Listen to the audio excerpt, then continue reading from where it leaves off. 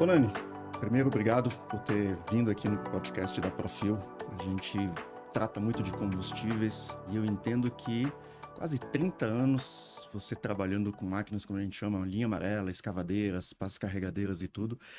Você tem com certeza uma experiência que deve ter visto muita coisa.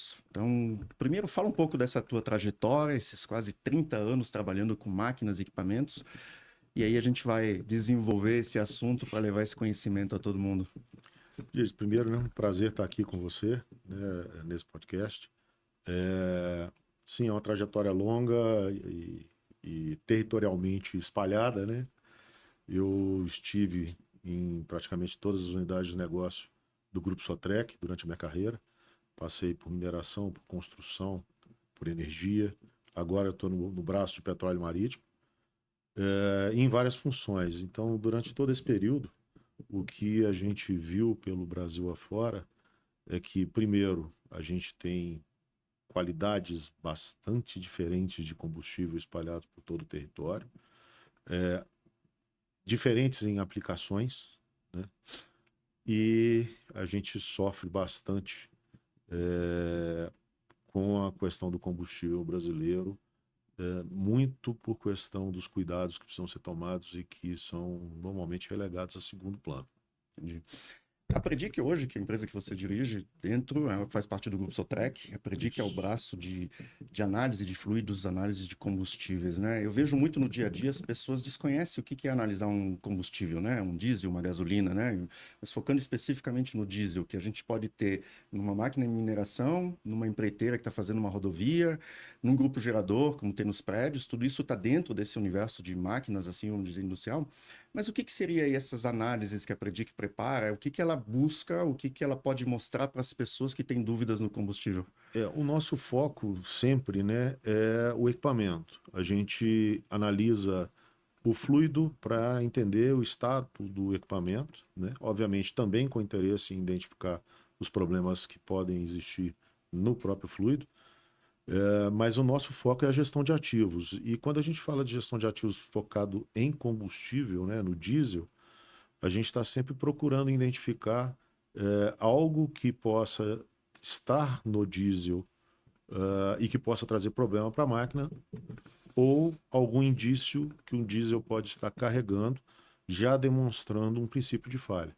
Então a gente olha contaminantes, presença de água, a questão da bactéria, né, que é muito séria e muito grave, e também a gente olha a presença de metais na busca de entender se há algum desgaste acontecendo em todo o sistema. Ainda tem a questão de viscosidade e alguns outros ensaios que são feitos, sempre buscando entender não só da qualidade do produto, do diesel em si, mas tentando entender se existe algum sintoma indicativo de princípio de falha. Perfeito.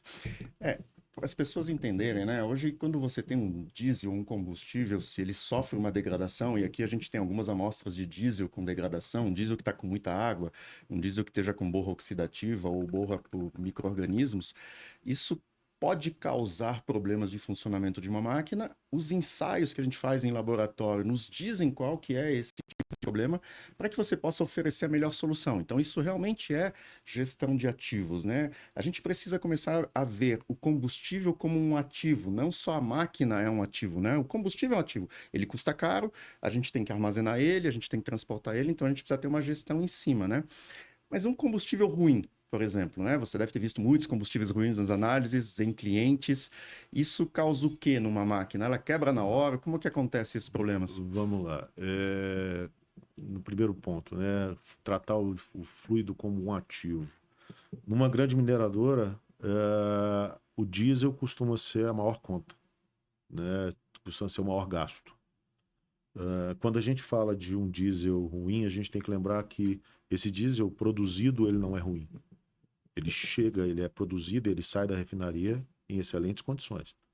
A partir do momento que ele começa a sua logística de transporte até chegar no tanque da máquina e ser consumido, todo esse processo traz, né, possibilidades de degradação, possibilidades de piora. Quando a gente fala de um diesel dentro de um tanque de uma máquina, né, hoje, que possui pressões de injeção de combustível muito alta, por exemplo, a presença de água no diesel provoca erosão na ponta da unidade injetora, que leva à falha da unidade injetora e que, se não cuidado, vai levar à falha catastrófica do motor. E aí a gente está falando de alguns equipamentos cujo motor custa mais de 4 milhões de reais. Então, o impacto é extremo, eu Ou diria. seja, o combustível ele é um elemento que também protege o funcionamento de um sistema de injeção, de uma bomba injetora, Sim, de um bico, né? A gente sim. tem visto, muitas vezes as pessoas começam a primeira queixa é dizendo que o filtro está entupindo muito cedo, então ele foi programado para durar 500 horas, ele começa a trocar com 400, 300, quando ele vê ele está trocando. Então ali já é um primeiro termômetro. Meu filtro está saturando, algum problema tem no armazenamento do meu combustível, né? Você pode ter perda de consumo, você pode ter emissões alteradas, né? Tá todo mundo buscar reduzir as emissões. Se um combustível está ruim, pode fazer isso.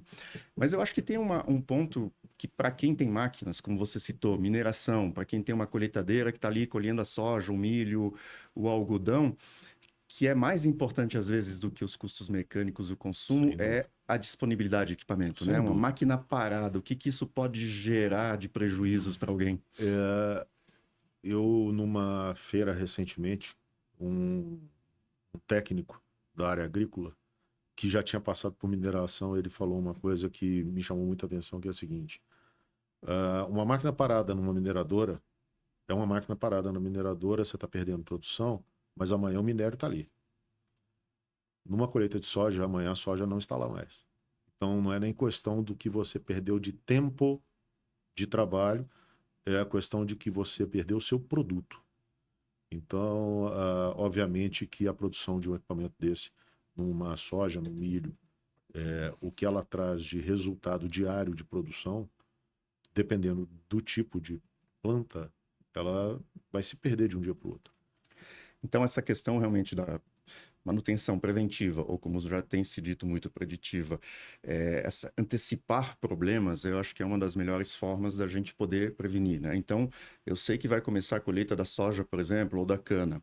Então, eu preciso cuidar desse equipamento antes até de usar ele, quando ele foi parado lá atrás, né? A gente tem muito colheitadeiras que param na entre-safra, que a gente chama isso, ela vai hibernar. Máquinas linha amarela, às vezes de empreiteira, vai hibernar aquela máquina durante 6 meses, 9 meses, às vezes até um ano, enquanto não muda obras. Então você já começa esse trabalho, então ele é um trabalho constante, né? Eu vejo muito que a gente ainda tem uma cultura muito do curativo. Eu vou resolver o problema quando ele surge, e eu poderia estar evitando muitos problemas antes, né? Então, quais seriam as sugestões que você poderia dar para ter esses cuidados? O que que as pessoas fazem, o que precisariam fazer? A gente fala muito boas práticas, né? O que que seria isso no teu ponto de vista dentro? Olha, a parte de, falando, né, de uma máquina que ela eventualmente fica parada há algum tempo, sem dúvida nenhuma, né? Hoje o diesel, ele precisa de ter um cuidado muito maior do que ele já teve no passado. Não só pela questão, né, de hoje você ter um percentual de biodiesel que é mais higroscópico, então ele absorve mais água e ele pode vir a gerar mais bactérias. E isso não é ruim, o biodiesel ele é importante para a redução de emissão de gases de efeito estufa, mas como tudo que melhora de tecnologia também precisa ter melhores cuidados. Então, uma máquina que vai ficar parada, você não pode simplesmente desligar o motor e achar que está tudo bem e deixar ela parada 2, 3 meses. Você tem tratamentos, né, como o da Actioil, você tem procedimentos de parada, vamos chamar assim, total ou parada ativa, né, em que você vai funcionar o equipamento uma vez por semana. Você tem que fazer efetivamente a proteção dos outros componentes do equipamento, não só do motor. E fundamental é você estar sempre preocupado em entender qual a condição do seu equipamento real cada ponto do uso dele. Você citou, né? A gente está entrando agora na safra da cana. A safra da cana começa em abril e termina em novembro. Sim. Nesse período, as máquinas não podem parar, efetivamente não podem parar. E só que elas ficaram paradas de novembro, né, a abril, mas a gente conhece bastante esse mercado e a gente sabe que as equipes de manutenção operam fortemente nesse período e fazem muita questão de tratar muito bem o equipamento. né? Uma colheitadeira parada é realmente muito dinheiro parado na produção. A gente vê muito assim, que as boas práticas na gestão de combustíveis é algo que remonta já a algumas décadas, não é algo recente. Drenar um tanque está dentro das cartilhas já faz muito tempo. Tem práticas de recebimento de combustível, né? Não é só chegar a distribuidora descarregar o diesel lá no tanque da pessoa, tem tanques, por exemplo, a gente sabe que hoje ele tem que ter uma cobertura para não ficar muito exposto ao sol. Tanques têm filtros na saída do diesel antes de abastecer as máquinas. Todos esses cuidados, eu tenho um ponto de vista que eles foram se perdendo ao longo do tempo. Talvez porque nós tínhamos um teor de enxofre muito alto no diesel, porque a gente ainda não tinha adição de biodiesel, que é um produto nobre, mas é um produto que requer também mais cuidados, e foi se perdendo. Então hoje a gente tem tido um trabalho muito grande de relembrar as boas práticas, né? Eu tenho casos de cliente que a gente visita, às vezes, que tem tanque que está 10 anos sem drenar. Que quando vai drenar a primeira vez um tanque, às vezes de um posto, tira 400 litros de água de dentro do tanque. Então são situações que não é o combustível o problema é a gente perdeu a mão no cuidado e a gente precisa trazer isso, né? Mas existe também na análise assim que a gente faz de combustível, né? A gente analisa o diesel, a gente analisa o combustível para ver a qualidade dele. E existem muitos outros fluidos dentro de uma máquina. Então a gente tem o fluido de transmissão, o óleo motor, e muito se fala da contaminação do diesel no óleo motor e vice-versa, né? Não se encontram em nenhum momento dentro do motor, né? Um está embaixo ou em cima e o diesel está dentro da câmara de combustão.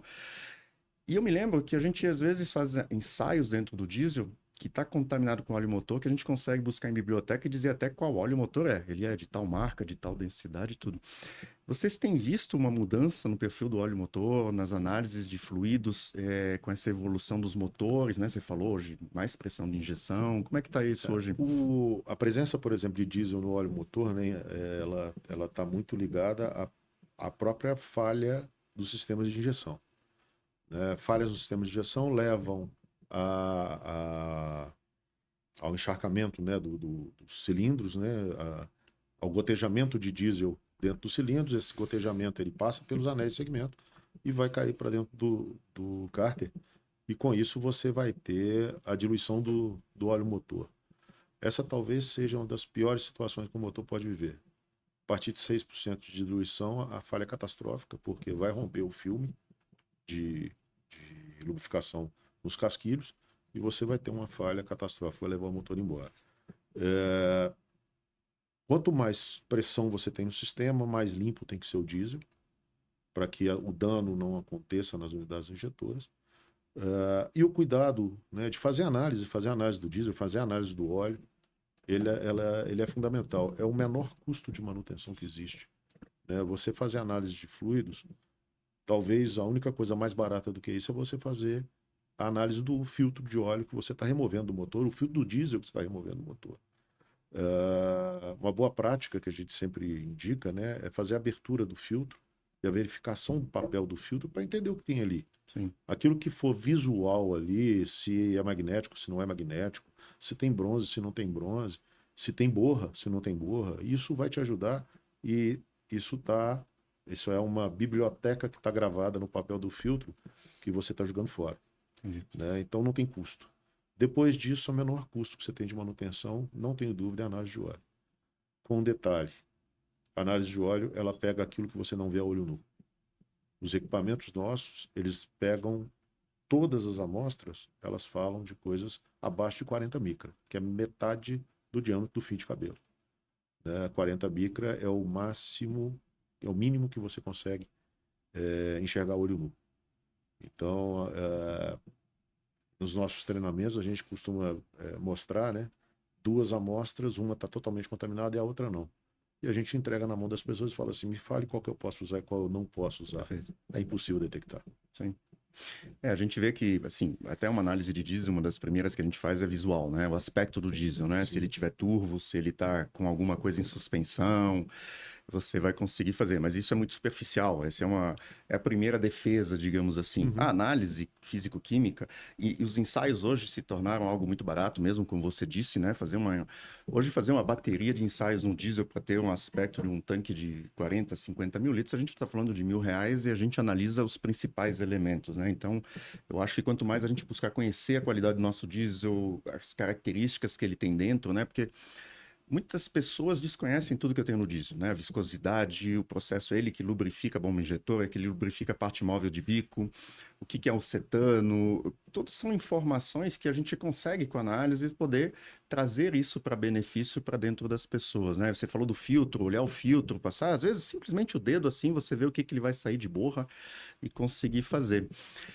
E tem um outro filtro também que é muito importante, né? Porque eu aprendi isso, inclusive, trabalhando com vocês em algumas minas, né?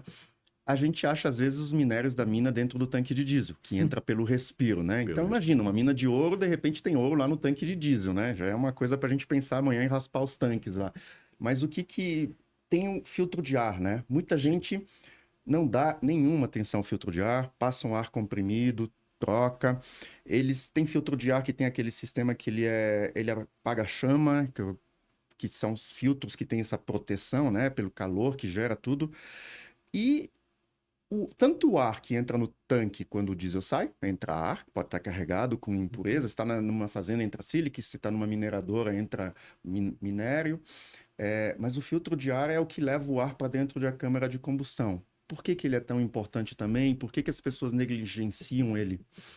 Vamos lá, vamos primeiro na logística do próprio diesel, né? Ou de qualquer outro tanque de fluido. Todo tanque respira. Por variação de temperatura, ele vai ter uma variação de dimensão. Aí, aqueceu, ele aumenta seu volume, ele vai succionar ar.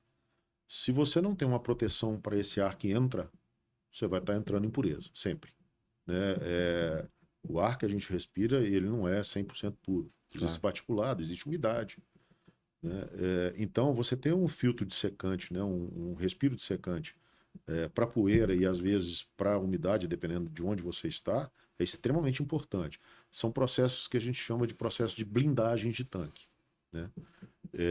E ela é extremamente necessária para manter a pureza do óleo que está dentro do sistema de tancagem. Quando a gente vai para o filtro de ar de um equipamento pesado, né, seja um motor de geração, seja uma embarcação, seja um equipamento de mineração ou de construção, ele protege o motor da entrada de impurezas que se tornam praticamente uma lixa se você não proteger. A sílica dentro do motor, ela trabalha como se fosse uma lixa. E é um dos principais causadores de danos para o motor. Quando você tem contaminação, né? E aí tem que lembrar que qualquer coisa que não seja aquilo que o motor precisa é um contaminante. Exato. Então, a umidade é um contaminante, né? A sílica é um contaminante. Qualquer coisa que não seja simplesmente o ar puro entrando por um filtro de ar vai danificar o motor, vai levar a dano e perda de tempo de vida útil. A gente tem que lembrar o seguinte, a gente tem um custo de aquisição e manutenção de qualquer equipamento, de qualquer ativo.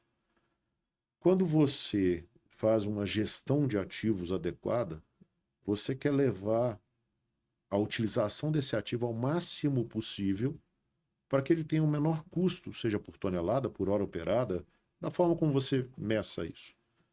Se você não toma as devidas providências de manutenção e cuidados para que esse ativo tenha essa máxima vida útil, você está jogando dinheiro fora. E é muito dinheiro. Sim. Né? A gente tem estudos que a gente faz e assessments que a gente faz dentro de clientes que são medidos por perda de vida útil. A armazenagem inadequada de óleos, por exemplo, em tambores deixados ao tempo, tem um nível de pontuação que chega a 14%, 15% de perda de vida útil do equipamento. Muita coisa. Porque deixaram simplesmente o tambor no tempo, ao invés de armazená-lo da forma correta. A gente tem algum índice já que poderia dizer assim, um combustível degradado, ele reduz vida útil, por exemplo, de um sistema de injeção, de um funcionamento de uma máquina? A gente saberia dizer... Depende muito do tipo de problema que o diesel carregue, mas eu vou citar um exemplo aqui que me preocupa muito hoje. A gente tem hoje no Brasil um boom aí de data centers. Sim. Fora eles, a gente tem missão crítica em hospitais e outros, né, bancos, né, que são locais onde você tem grandes instalações de motores que trabalham em emergência, ou seja, eles só vão entrar quando faltar energia. E, infelizmente, a gente ainda tem uma cultura de não testar da forma correta ou não fazer um procedimento de armazenagem e manutenção desses motores. E aí, quando você precisa do motor, que ele está ali para emergência, ele vai funcionar, ele não funciona porque o diesel apodreceu no tanque, porque o tanque apodreceu porque ficou vazio e apresentou muita corrosão interna, né? Porque travou uma unidade injetora aberta por conta de posição de parada. Então, essa questão ela é muito séria. Ela é muito séria. Esses cuidados que precisam ser dados aos ativos, elas ultrapassam muito a questão do valor do ativo em si. Né? Num hospital, a falha de um motor de emergência pode custar várias vidas, não uma. Esse ponto pessoal, é muito importante, né? Grupos geradores que estão em data center, que estão em hospitais, que possa, às vezes, num caso de emergência, um elevador funcionar, é algo muito crítico. Nós temos casos, às vezes, em que tanques de óleo diesel que abastecem geradores receberam diesel há 3, 4, 5 anos. Porque um gerador, se você não usa ele na emergência, você não funciona. O diesel fica lá parado muito, muito tempo. E aqui vai um ponto muito importante, né? Você pode até acessando o site da Profil, você tem lá vídeos de boas práticas de como cuidar do diesel de geradores, de como drenar tanques, de como fazer um tratamento químico para proteger o funcionamento daquele gerador. Já existem casos realmente, como Tonani citou, de hospitais em que faltou luz, o gerador entrou, saturou o filtro, ele parou de funcionar em minutos e o médico teve que ficar fazendo massagem cardíaca para não perder o paciente na mesa de cirurgia, porque os equipamentos pararam. Então, isso é muito importante e esse é um recado. Busque informações sobre como cuidar do diesel do gerador, como tratar esse diesel, porque isso é segurança, isso é bem-estar das pessoas, é algo vital, né? Diferente de um caminhão que pode parar, às vezes, numa beira da estrada, uma máquina que está colhendo cana, isso é vida. Então, é uma dica muito importante dentro dessa dos cuidados, né? E aí também podemos até sugerir de, periodicamente, fazer uma análise do diesel, né? Sim. Como que você diria? Que se as pessoas procurassem a Predic amanhã, como que ele chega lá com o quê? 1 litro de diesel? Como que se colhe essa amostra? A amostra, né, ela tem que ser colhida num frasco adequado, que é um frasco que tem que ser, ele tem que seguir normas, né, de limpeza. Ah, necessariamente, você deveria, pelo menos, né, fazer a amostragem periódica para você ter uma linha de tendência. A amostra não é... a gente não trabalha com limites. Numa análise de fluido, a gente não trabalha com limites, a gente trabalha com tendência, porque você tem situações diferentes, você tem ambientes diferentes de instalação, temperaturas de operação diferentes, salas diferentes de temperaturas, e tudo isso influencia na qualidade e na durabilidade do diesel. Então, é importante fazer uma amostragem com certa frequência, né? Usando o material adequado para isso. Uma coleta inadequada, ela simplesmente torna a amostra inválida, Certo. né?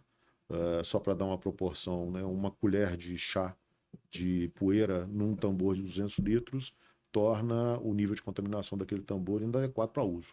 Caramba. Então, se a gente está falando de coletar 150 ml, qualquer grão que cair ali dentro já Entendeu? vai trazer uma indicação completamente fora do normal. Importante esse cuidado na coleta da amostra, na análise dos combustíveis, para que a gente possa ter segurança de funcionamento, né? Mas existe uma situação, isso em qualquer mercado mundial, em que as pessoas, a gente fala de manutenção preventiva, né? A gente fala de fazer isso, muitas vezes as pessoas ainda enxergam isso como custo, né? Fazer a preventiva, fazer a preditiva, fazer a gestão de ativos, muitas pessoas enxergam isso ainda como um custo e eu prefiro pagar quando eu tiver o problema. Mas a gente já tem índices, eu acredito que tanto seja da Predic, o grupo Sotrec, índices de redução de custos de manutenção, pode ser de consumo de combustível, pode ser de disponibilidade de máquina. Você conseguiria quantificar isso? Por exemplo, olha, a gente pode, com manutenção preventiva, reduzir X% o custo de manutenção de sistemas de injeção ou de fluidos em geral, assim, para as pessoas entenderem que ela começa a ganhar dinheiro antes de problema. O que eu posso te falar da experiência ao longo dos anos é que há 20 anos atrás, com uma manutenção menos cuidadosa, a gente tinha motores que chegavam a 12 mil horas, 13 mil horas numa operação de, vamos dizer aí, de mineração. Hoje, um equipamento similar, com motores mais tecnológicos, que têm maior potência, que trabalham com pressões muito mais altas, a gente tem motores chegando a 22 mil horas. Por quê? Por conta de uma cultura de manutenção mais avançada. Lógico que a gente tem a questão de alguns fluidos, dos fluidos que melhoraram, mas quando você pega, né, um motor que trabalhava com óleo de pior qualidade, com diesel de pior qualidade, compressões menores, ou seja, ele sofria menos, né? Durava 12 mil horas. Hoje você tem um motor que ele trabalha o tempo todo com nível de potência acima de 85% e ele vive 22 mil. Grande parte porque as pessoas estão aprendendo a fazer uma manutenção melhor. Ainda temos muito a caminhar? Temos. Mas eu diria que de uns 8, 10 anos para cá, a questão de gestão de ativos, até por conta do custo do ativo brasileiro ser muito alto, elas têm tido muito mais atenção aos seus equipamentos. As construtoras no passado, se elas precisassem de fazer uma obra com 5 tratores, elas compravam 7. Caramba. Hoje elas compram 4 para fazer aquilo que elas têm que fazer com 5.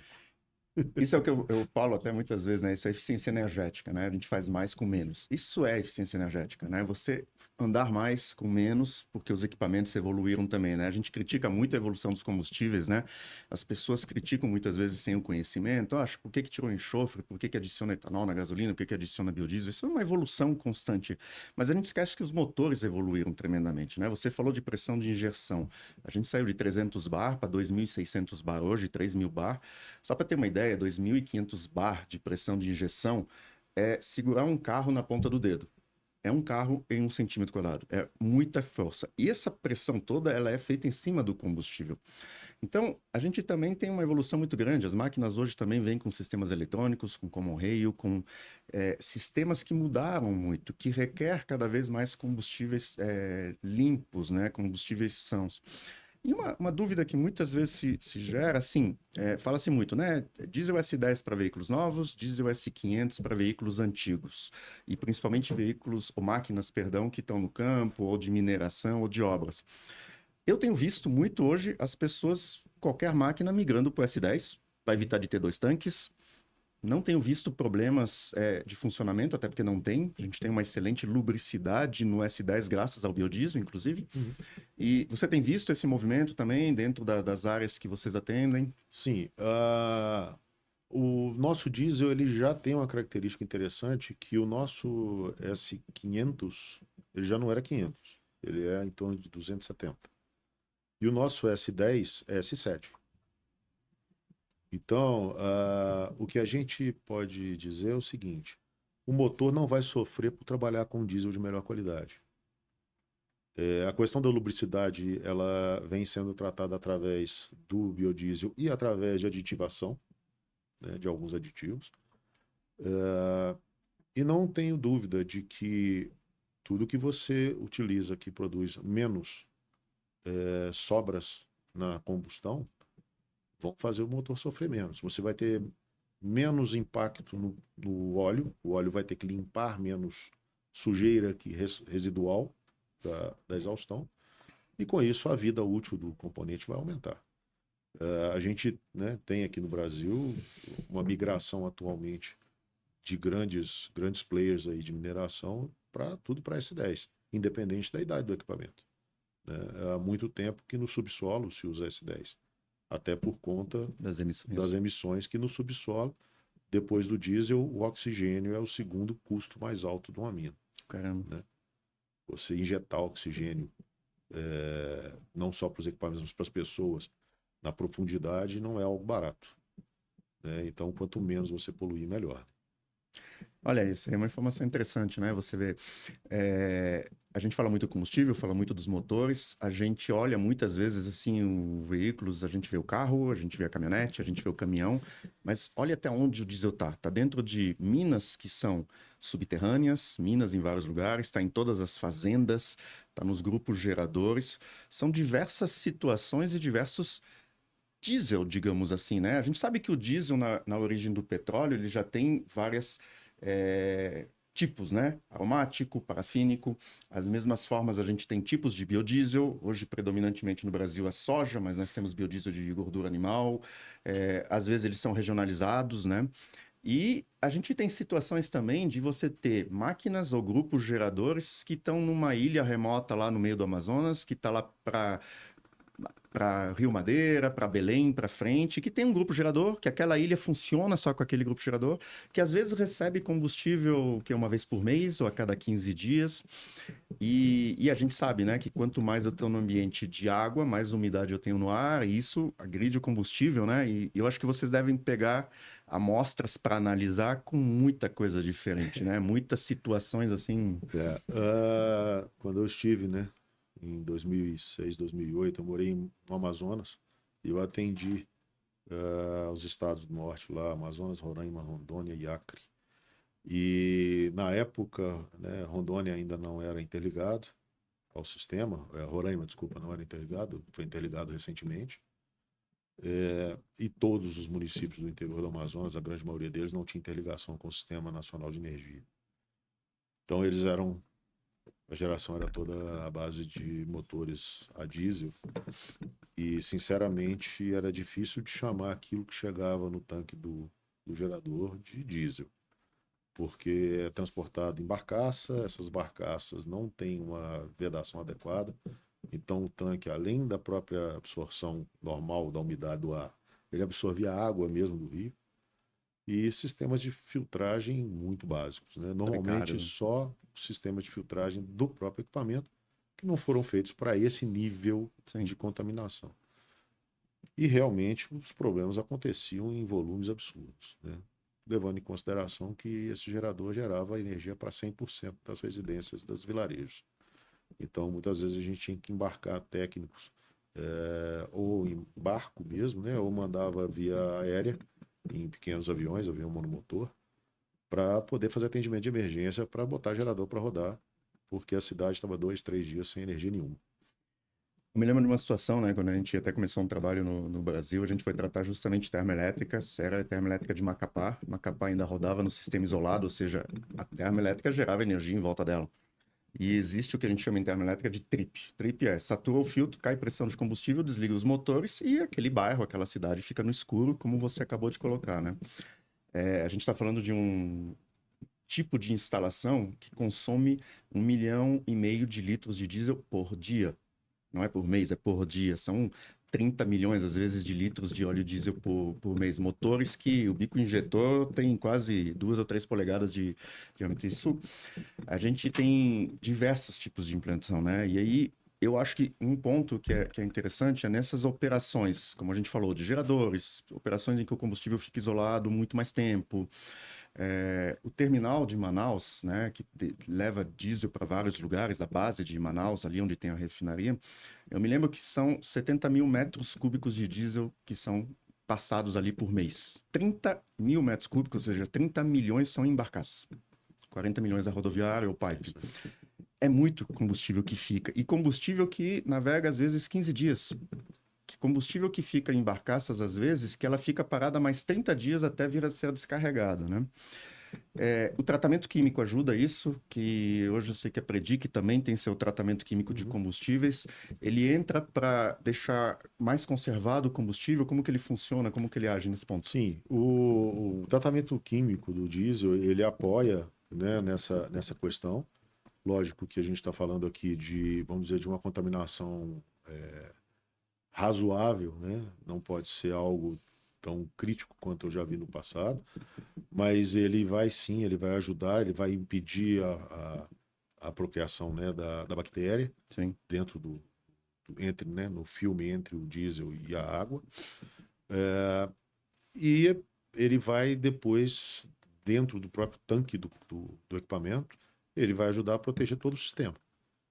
Então, esse tratamento, ele é hoje, para determinadas aplicações, ele deixa de ser uma opção. Ele tem que ser quase que obrigatório. E, infelizmente, ainda não é tão, vamos falar assim, tão aplicado quanto deveria ser, né?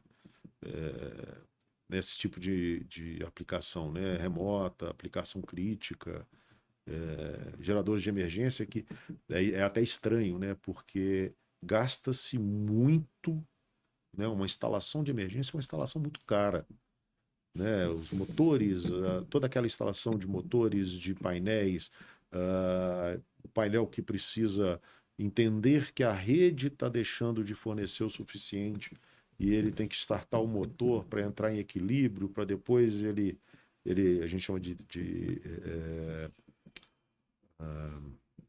fazer a passagem, né, entre rede e geração direta. Gasta-se muito dinheiro com isso. E depois Deixa o diesel parado lá deixa meses, anos. o diesel lá parado, de forma que na hora que precisar todo aquele dinheiro foi desperdiçado. Eu vejo situações, às vezes, em relação a isso, né? De máquinas que ficam paradas. Vamos pegar o exemplo de geradores, né? O gerador tem o seu filtro de combustível e esse filtro de combustível tem uma vida útil de horas funcionadas ou de tempo. E, às vezes, o filtro que você encontra no gerador, ele tem o mesmo tempo do diesel que está lá. 3 anos, 4, 5 anos. Eu me lembro de um case, edifício Manchete, no Rio de Janeiro. A gente foi ver o gerador deles para tratar o diesel. E o diesel tinha 16 anos. Que estava no subsolo lá do edifício Manchete para coisar. Ou seja, era um diesel, né? Não tinha biodiesel na época, era um diesel que talvez estivesse lá com 13 mil partes por milhão de enxofre, né? Vezes o de hoje, 10. Tinha uma robustez um pouco maior, mas estava totalmente fora de especificação, ele já tinha um teor de água muito alto. Então, realmente, a gente precisa fazer um trabalho que a Profil vem fazendo e trazendo pessoas com tua experiência para cá, é levar mais esse conhecimento. A gente precisa que as pessoas entendam que os combustíveis evoluíram, os motores evoluíram muito mais, o sistema pós-tratamento que hoje, filtro DPF, a utilização do Arla, o EGR, que é a recirculação de gases, tudo isso veio e a gente tem que aprender a mudar. Eu cuido da minha saúde de um jeito, meu avô cuidava de outro jeito.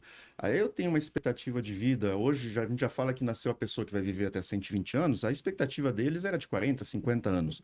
Então isso é uma evolução porque a gente aprendeu a cuidar da nossa saúde.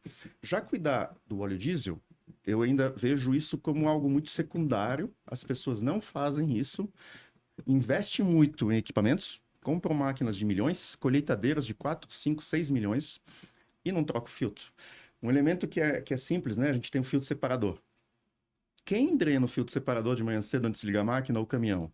Por que o filtro separador está do lado da porta da boleia do caminhão? Para que ele já, antes de ligar o caminhão, ele vai lá, esgota, isso leva segundos para fazer, né? Não perde dinheiro, porque o que sai é água, mas não fazem. Então, eu queria, como uma pessoa que tem essa experiência toda dentro do mercado, que tu desse, assim, 3 dicas para as pessoas sobre a gestão do ativo combustível. Como gerir isso dali? 3 dicas.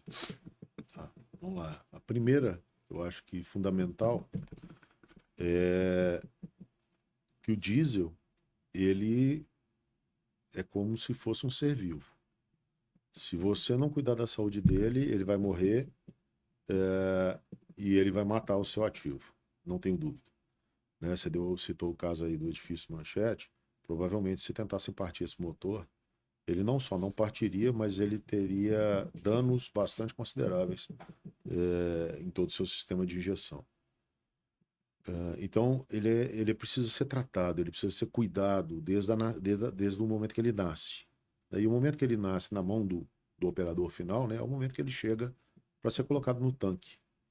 Então, utilizar as ferramentas adequadas de transferência, né, ter sistemas de filtragem para fazer a transferência, ter proteção para os tanques, né, os tanques têm que ser protegidos, têm que ser blindados, utilizar drenados, né, aí já é a segunda fase, né, falando primeiro, né, de você cuidar do nascimento dele dentro do tanque.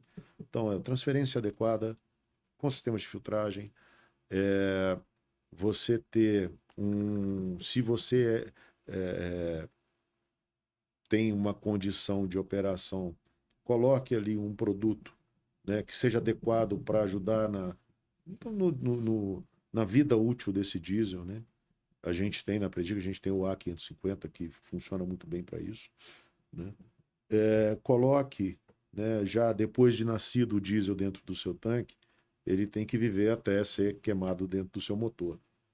Então aí entra, né, a questão da manutenção do tanque, você drenar, você não ter tanque vazio durante a noite, o tanque tem que estar abastecido, isso é fundamental. Se você vai ficar muito tempo com esse diesel, você tem que eventualmente funcionar o equipamento, fazer girar.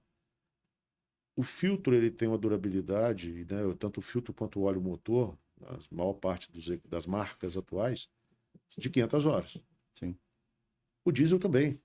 Não adianta trocar óleo e trocar filtro e manter o diesel no tanque. Ele vai te trazer problema, né? Existem formas de você fazer uma recuperação dele através de sistemas de filtragem de alta capacidade, adição, né, de produtos. Mas é preciso fazer um ensaio, é preciso testar. Ele realmente está em condição de uso? Porque se ele não tiver mais em condição de uso, você pode fazer o que você quiser. O diesel é o alimento do motor. Se você está dando para ele uma comida estragada, ele não vai funcionar direito, né? E principalmente em aplicações mais críticas, ele não vai te entregar o que você mais precisa, que é energia, ou, né, potência, é o movimento que ele vai gerar, né? Seja para uma indústria, seja... Poxa, a gente tem hoje sistemas que trabalham com bombas de incêndio em plataforma de petróleo. Você tem um motor diesel com uma bomba de incêndio de todo tamanho na traseira. Você imagina se na hora que começa um incêndio, você vai ligar o motor. Acabou, você perdeu uma plataforma de petróleo. Tonani, obrigado. Eu fico muito feliz por tudo isso que você trouxe, porque você tem uma experiência, como eu disse, de praticamente 3 décadas em diversos tipos de operações de máquinas. Você, tanto de operar máquinas, quanto de mexer no motor, quanto de fazer análise de combustíveis, Eu acredito que você deve ter visitado operações as mais variadas no mundo, né? Como uma plataforma de petróleo, uma mineradora, uma máquina numa fazenda, um gerador de um prédio. Então, eu queria muito te agradecer. Queria dizer que foi para mim uma honra te receber aqui, de poder levar esse conhecimento a todo mundo que acompanha a Profil, que a gente tem que dizer para as pessoas, olha, precisa cuidar do combustível, o combustível é um ativo, ele merece cuidados, ele tem uma saúde, ele tem uma vida útil e ele precisa cuidar. E com isso eu protejo a máquina. E deixo para ti deixar um recado para as pessoas que estão ali te vendo e realmente te agradecer de coração. Diz, né, agradeço o convite, né? É sempre bom a gente poder dividir um pouco do que a gente viveu aí nesses 30 anos. Eu acho que o principal recado é que o fluido hoje, né, o diesel hoje, ele é talvez um dos itens mais importantes da manutenção que se pode fazer, obviamente, né, para os equipamentos movidos a esse combustível. Não dá para tratar o diesel como se ele fosse água, como se ele fosse qualquer outro fluido desimportante na operação. O custo dele é muito alto, na situação atual, mais alto ainda, né? E se você não cuidar dele, você vai ter sérios problemas com seus ativos. Acho que essa é a maior mensagem que pode ficar. Obrigado. Muito obrigado. Obrigado mesmo.